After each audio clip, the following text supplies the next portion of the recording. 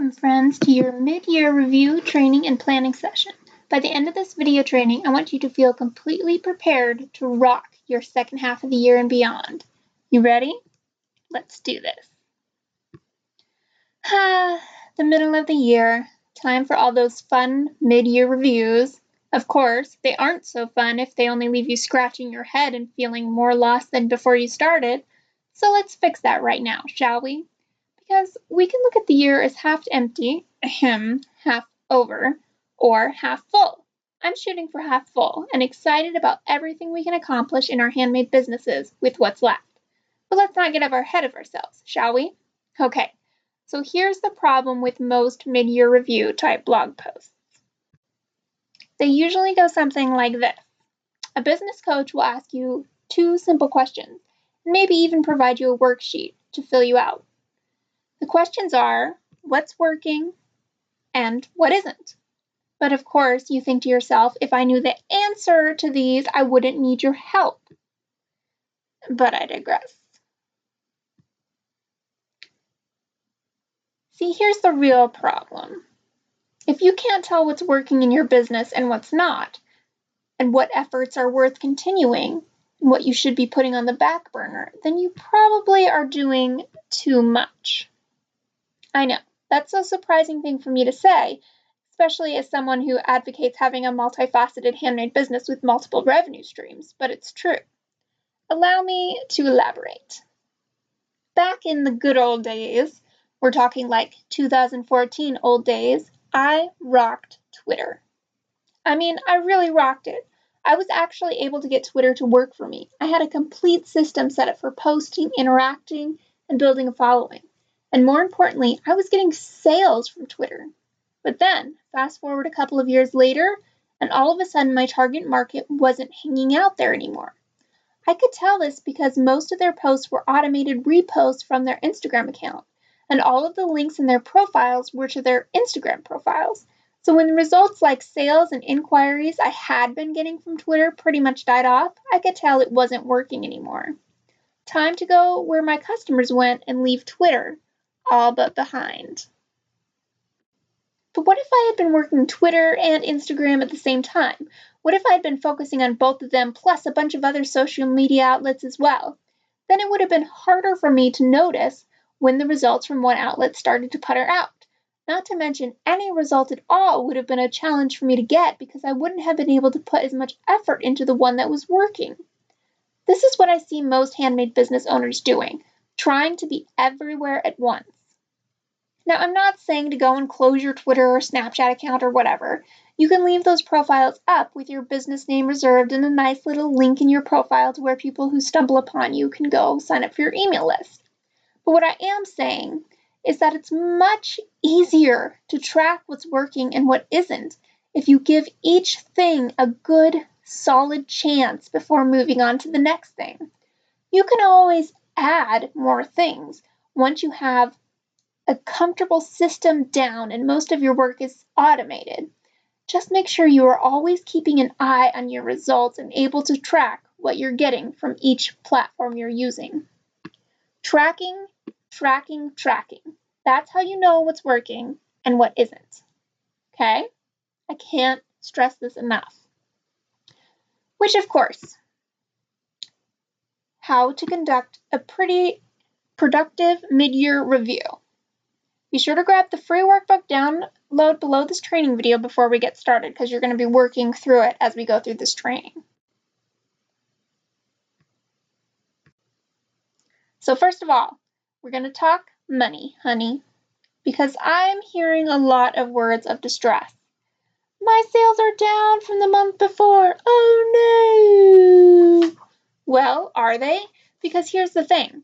The time of year has a lot to do with how much people buy. You're doing yourself a bit of disservice when you compare your sales from month to month. Instead, it makes a lot more sense to compare your sales from the same month from the previous year. So instead of comparing February's sales to January's, you compare it to February's sales from the year before. Does that make sense? So let's look at these numbers. The first thing you're going to fill out in your mid-year review worksheet is your monthly income from from last year to this year and the percentage of increase or decrease. Sorry, guys, but math has to be involved in running a business, even a creative one. Based on these numbers, you can then take the remaining 6 months of the year and make a pretty strong estimate as to what your numbers will be. These are called your projected earnings. If you tend to sell more during the holidays, then your numbers will probably be bigger during the last quarter of the year, in October through December. If you sell bridal stuff, you probably already had your best quarter in the beginning of the year and can focus more on getting ready for an even better bridal season during the fall and winter months of this year. You get the idea. The point of this is to be ready.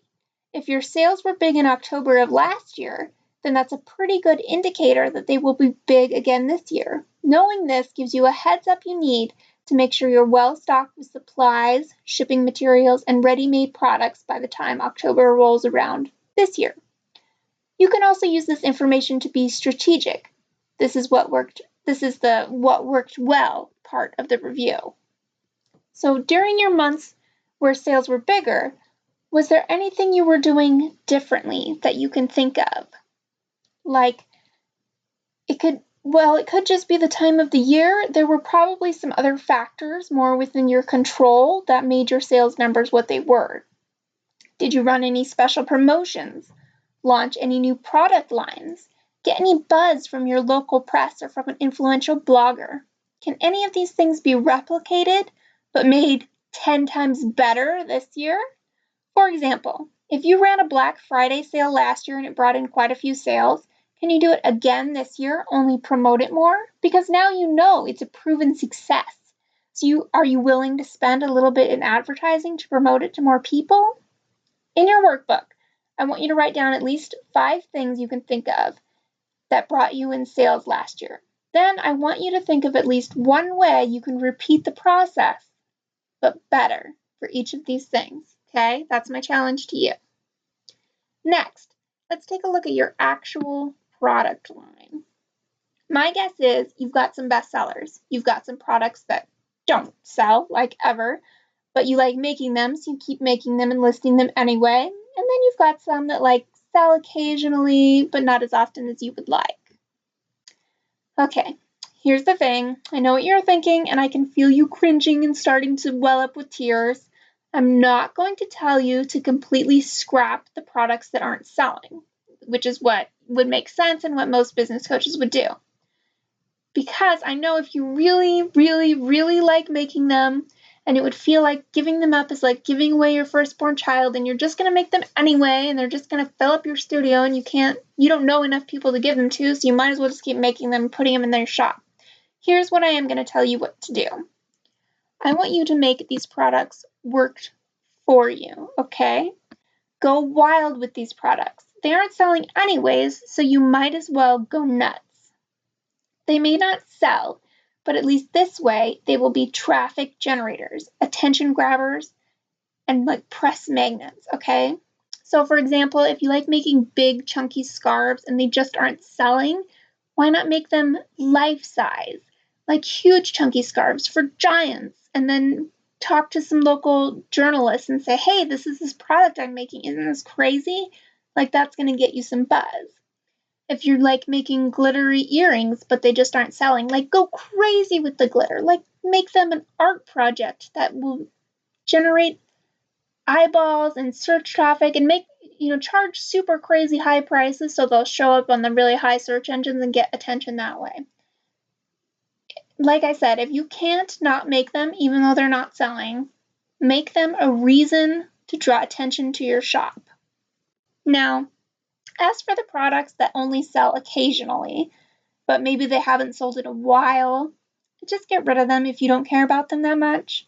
Clearance them out, use them as giveaway items, or alternatively, you can see if there's anything you can do to tweak these products to get them to sell better. Can you package and present them as more giftable? Can their photographs be retouched or redone? Can their prices be adjusted? If you really want to hang on to these products too, this is what you can do. But never underestimate the power of just clearing space. I'm telling you, it's like ripping off a Band-Aid. It feels much better after the initial sting. Plus, when you get rid of your products that aren't performing well, You get to make room for products that are. You want your shop to be an ever-evolving rotation that always gives your customers a reason to be excited over the new shiny offerings. Okay, one more thing before I let myself get carried away and create like a 20-hour training, because I could totally do that. All right, let's talk about marketing. We touched on this a bit in the beginning of the training, but I want to just go into it a little bit more. The most important thing about marketing is to focus on what's working. And what works best? A system. All right, here's the marketing system. Meet your repeatable marketing system. Okay, that you're going to think this is too easy, but this is it, you guys. It goes traffic sources to your email list to sales to repeat customers. Okay, I know this seems super simple, but once you break it down, this is what it is. Traffic sources are your social media marketing, your blogging, your marketplace shops like Etsy, eBay, whatever.